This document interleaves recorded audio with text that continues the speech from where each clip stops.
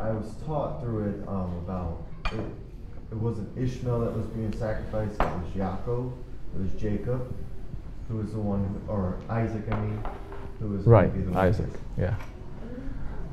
No, that's wrong. It's his firstborn. The promise was firstborn. Who was firstborn? Ishmael. Finished.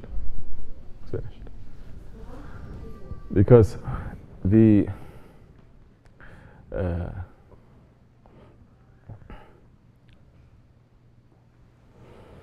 ones who always fight between themselves usually is the brothers. Okay? People, the closer they are, the more they want to fight, the more they want to compete one against the other. Their competition is to get the more honor. Some people do it properly. Some people, they do it very sneakily.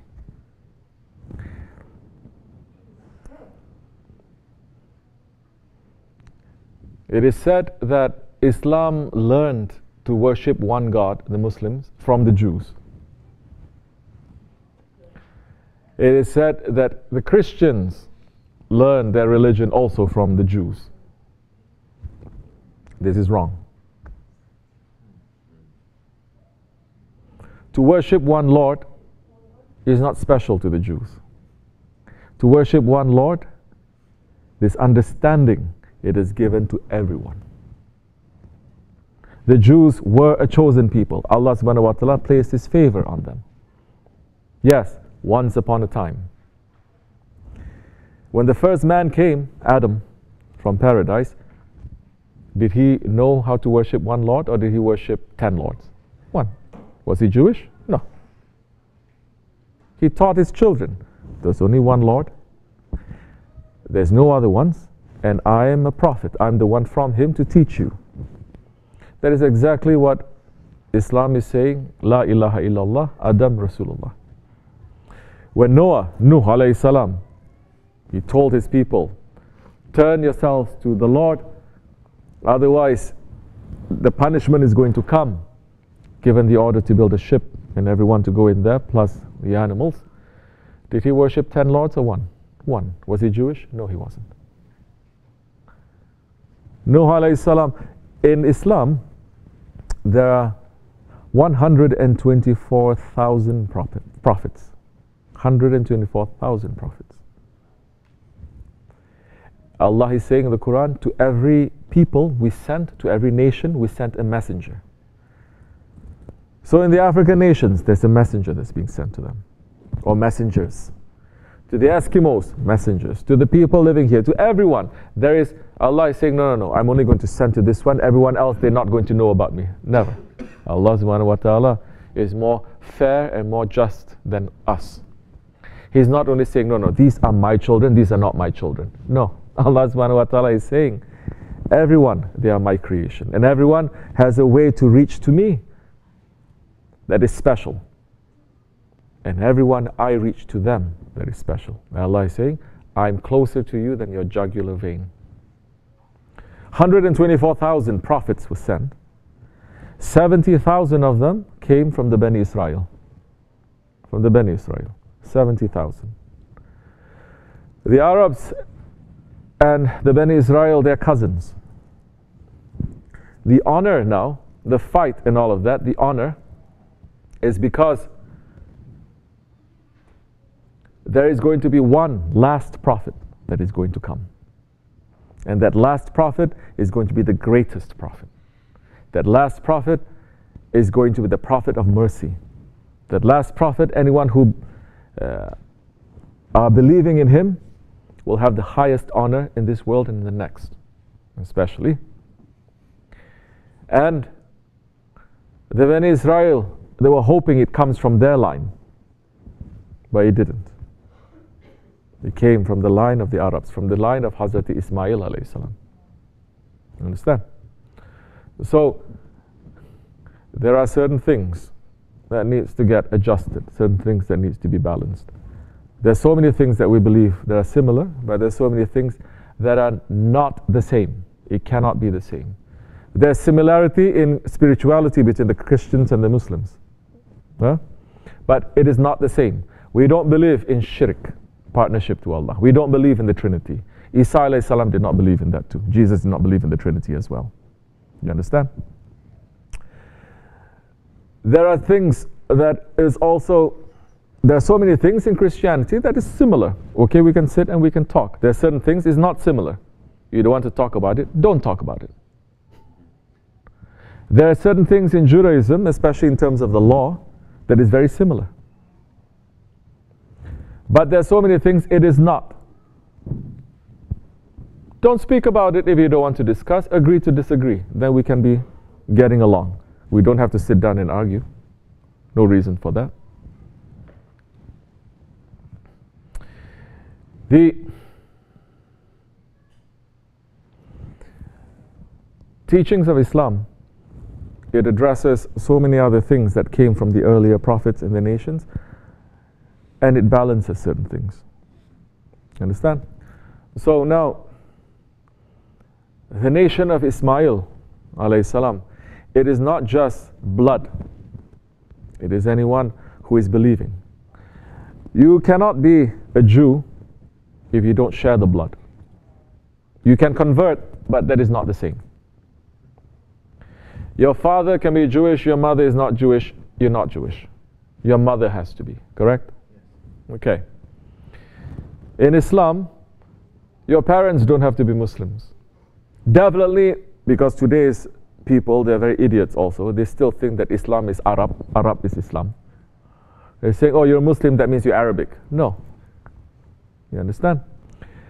So your parents don't have to be Arabic, they don't even have to be Muslims. You can be a Muslim? Yes, you can be a Muslim.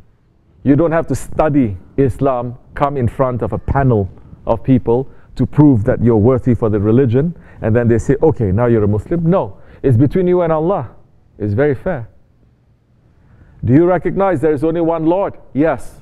Do you recognize in all the prophets as prophets? Yes. Do you recognize in the Prophet Muhammad ﷺ as his last prophet? Yes. You're a Muslim. Now how much you want to take with that faith, how close you want to be, now that is up to you. But to know that Allah has sent the best example as the Prophet ﷺ, if you want to be like him, you have to follow him. You cannot say, I follow another way, I'm still the best. You cannot. So slowly, step by step, inshallah Rahman. This Kaaba, it was built. Although we cannot really say that, because the present Kaaba right now, it was already demolished by the authorities, and this is new. Nice Italian marble everywhere inside. The first Kaaba that was sent down, it was from the paradises. When the flood of Nuh happened, and the water is not a water, the water is like acid, it burns. There's a water coming from hell, and it's draining in one area in the world too. In the Akhir Zaman, that area is going to come out. All the things, that water is going to come out in the Black Sea area. So, when that flood happened, and when the ship of Nuh was traveling on the water, when it came to the Hijaz area, to today's Saudi Arabia, the ship now circled around, counterclockwise, 7 times around that area there, making the tawaf and then going. That is already lifted, but the area is still there. That is an opening now, one of the openings to different areas, to the paradises, to different areas that you can reach. After the flood had subsided and everything, some time passed, people are still going there. It is even stated in the Old Testament and the New Testament. Mecca was called Bakka, and they were going there because that is the first place of worship in the world, and that is the most holy, that is the most ancient. It predates anything else, and it is a command now for people to go and to visit the house and to come back. So when Ibrahim alayhi salam, he was given the order with his son Ismail alayhi salam. It wasn't with Ishaq too, it was with Ismail. Hazrat Ishaq has a different secret, different job that he has to do. Ismail has a different job. His work was secret, And his work was hidden, away from all civilization, in that valley where there's nothing there. And his secret wasn't about to come out, because from Hazrat Ismail alayhi salam is the secret of the last prophet. He's carrying the light of the last prophet, the Prophet Muhammad alayhi salam. And it wasn't until thousands of years later. So it's kept hidden. So when it was built, when he built it with Hazrat Ismail, then after that, Allah is saying to his Prophet Ibrahim, now call out to the whole world, call out to the whole planet, call out until Judgment Day to all believers to come to the Kaaba. And he did. He called out and everyone heard him. The ones in the world, the ones in the skies, the ones in the other, all souls, meaning of mankind, heard, which is why everyone has an invitation to go there, which is why it is made an obligation for us to go there.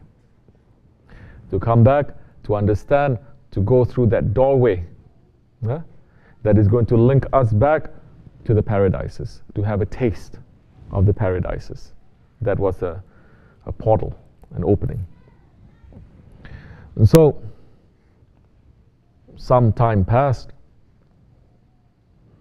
and the Kaaba was came down a couple of times. Let's go to the time of the Prophet ﷺ. There was a flood, because it was a valley, and it's a flood, and they had to rebuild. A few things also happened before, during the time of his father and his grandfather, that they built the Kaaba. They found certain things there, but the Kaaba came down, it was rebuilt, and there is a stone there, the black stone. It came from paradise as well. It was that stone. It is one of the signs and one of the last connections that we have that's directly from paradise. And to pass by and to kiss that stone,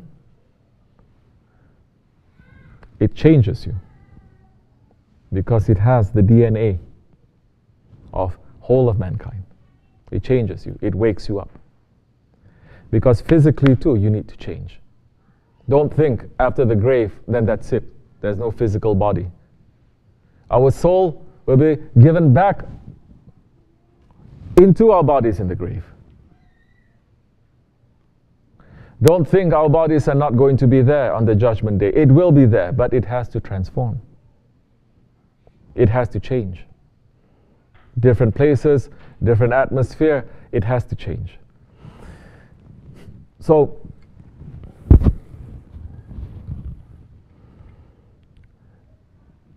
when the black stone needed to be put back there, everyone, all the Arab tribes, they wanted to have the honor to put it there. This is before the Prophet, he declared himself a prophet. Everybody loved him. They called him Al-Amin. They call him Siddiq. After he says, come, follow me, you have to follow me, there's a time to turn against him. And he said to stop them from fighting, because, you know, people fight over everything. Back then and even now, over everything. We're for nothing, people are fighting. Oh, especially the Arabs. Oh. So the Prophet ﷺ now, he says everyone to bring one big sheet of cloth. He put the stone in the middle, and he made all the chiefs of the tribes to hold one end of the cloth, and they all carried, so all of them had the honor. He himself, he put it back into the Kaaba. So the Kaaba came down a few times. Last time that it came down, let's say, it was built in with different materials too. Yazid burnt it down during his time. Then after that, the extreme Shiis from Iraq, they burnt it down again, and they took the Hajar Aswad back there, and that's when it split, it broke, and they brought most of it back. And so the present Kaaba, it is definitely not from the time of 1,000 years ago. They've already jackhammered everything, and they built a new one there. But it doesn't take away the holiness. Right now it is in the hands of the wrong ones. Soon it will be in the hands of the right ones. And they're going to build it according to that special way, inshallah, to that holy way. And so, from that time too, all the nations, different tribes, different nationalities, they were going to the Kaaba and they were worshipping there. Because it is a very old and it's a very ancient ritual that was made obligation for everyone. And Ismail alayhi salam now, his grandchildren, from that side, the most prized one is the Holy Prophet ﷺ. And from that the teaching of Islam then spread to the whole world. We consider ourselves now the millet, the nation of Ibrahim.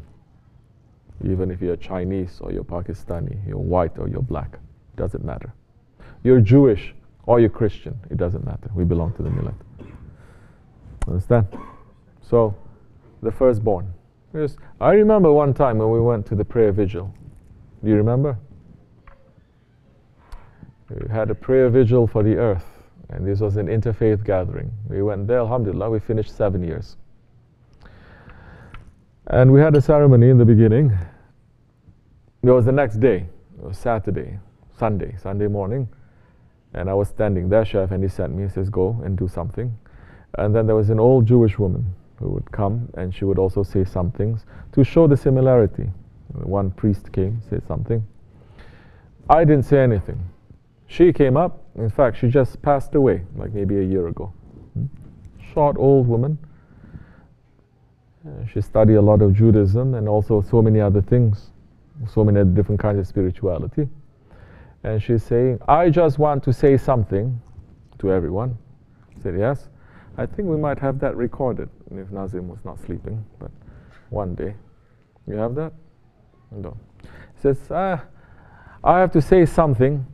He says, set the record straight. I say, yeah. He says, I want to say, especially with the Sufis that are here, to all my Muslim brothers and sisters, that the right of the firstborn falls on Ismail, not Isaac. I was surprised. I said, I didn't give her any money.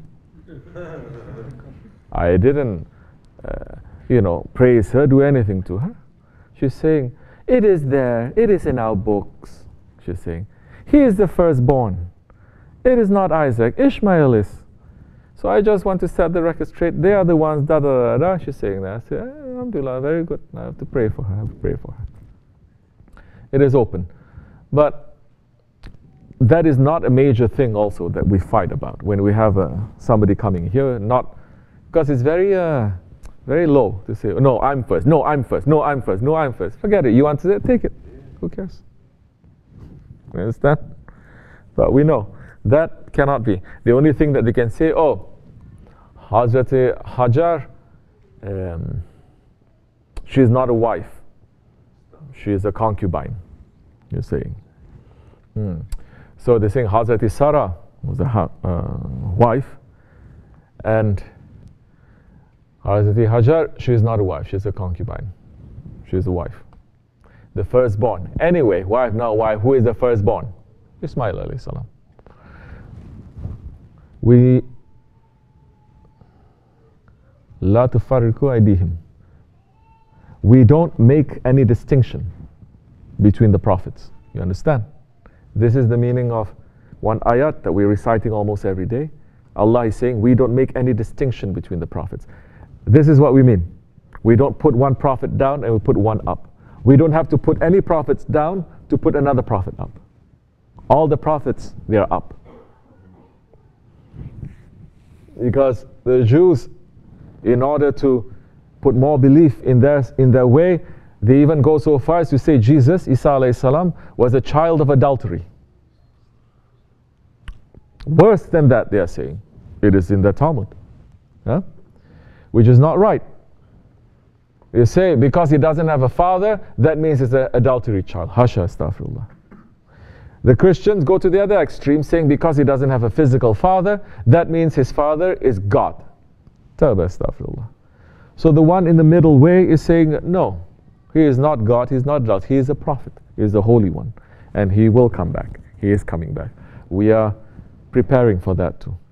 He will finish his term, then he will go, inshallah rahman. Khair.